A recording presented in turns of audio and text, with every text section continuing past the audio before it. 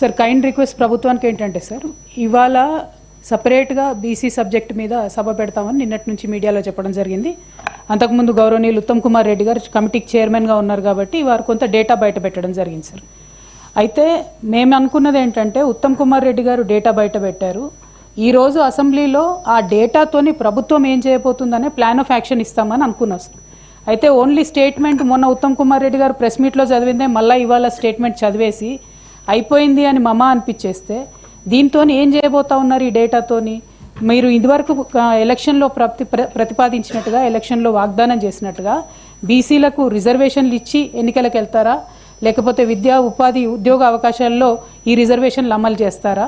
ఇందులో వచ్చినటువంటి జనాభాలో సపరేట్గా ఓసీ బీసీ అది బీసీలో ఉండేటటువంటి ముస్లిమ్స్ని సపరేట్గా చేసి సంఖ్య తక్కువ చేసి చూపించడం జరుగుతుంది అధ్యక్ష.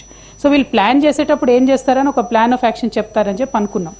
రెండోది అధ్యక్ష, తమరు మాట్లాడుతూ అసలు ఇంతవరకు అథెంటిక్ డేటా లేనే లేదని అన్నారు. ఒకటి, జనాభా లెక్కల డేటా ఉందండి.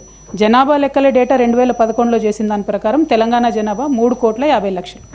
ఎవ్రీ డికేడ్లో, అంటే ప్రతి 10 సంవత్సరాలకు ఒకసారి, అది ఇంటర్నేషనల్ వైజ్గా ఉండేటటువంటి ట్రెండ్, భారతదేశంలో ఉండేటటువంటి ట్రెండ్ను చూసి యావరేజ్ తీస్తే 13.5% పెరుగుతుంది సార్ ఎక్కడైనా కూడా జనాభా. ఆ లెక్కల్లో చూసుకుంటే ఈసారి 2024లో మన తెలంగాణ రాష్ట్ర జనాభా 4,18,00,000 ఉండాలి. అందులో పర్టికులర్గా అంతకుముందు ఉండేటటువంటి ఎస్సీ ఎస్టీ జనాభా కంపేర్ చేస్తే సార్, ఇప్పుడు వీళ్ళు రిపోర్ట్ చేసిన దాంట్లో ఎస్సీల జనాభా -1.75% అవుతుంది సార్. అట్లానే ఎస్టీల జనాభా తగ్గుదల, ప్రతి ఒక్కరి జనాభా తగ్గుతుంది సార్. కేవలం ఓసీల జనాభా మాత్రం 5% పెరిగినట్టుగా చూపించినారు సార్. సో అన్నీ కూడా అందరి కూడా జనాభా తగ్గి ఒకటే సెక్షన్ ఎట్లా పెరుగుతుంది అనేటటువంటి అనుమానం ప్రతి ఒక్కరికి ఉంది. ఇంకొకటి, ఈ ప్రభుత్వ హయాంలో సార్ ఏ పథకం చేసినా కూడా, ఈ జనాభా లెక్కలకు సంబంధించి ఈ ఎన్యూమరేషన్ చేసినా కూడా చాలా మంది ఇంతవరకు మా ఇంటికే రాలేదు, మా ఇంటికే చేరలేదని చెప్తున్నటువంటి విషయాన్ని తమ దృష్టికి తీసుకొస్తా ఉన్నాను సార్. అందులో వారు చెప్పినారు కొన్ని హౌస్ హోల్డ్స్ వారు డేటా ఇవ్వలేదు అని చెప్పి. మరి అట్లా ఇవ్వనటువంటి వారి కోసం ప్లాన్ ఆఫ్ యాక్షన్ ఏంటి?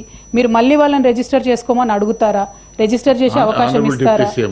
ఇవ్వనటువంటి వాళ్ళ మీద విండిక్టివ్గా కాకుండా ఎట్లా ఇంక్లూజివ్గా ఉండాలనేటటువంటి అంశం చెప్పాలని నేను కోరుతా ఉన్నాను సార్.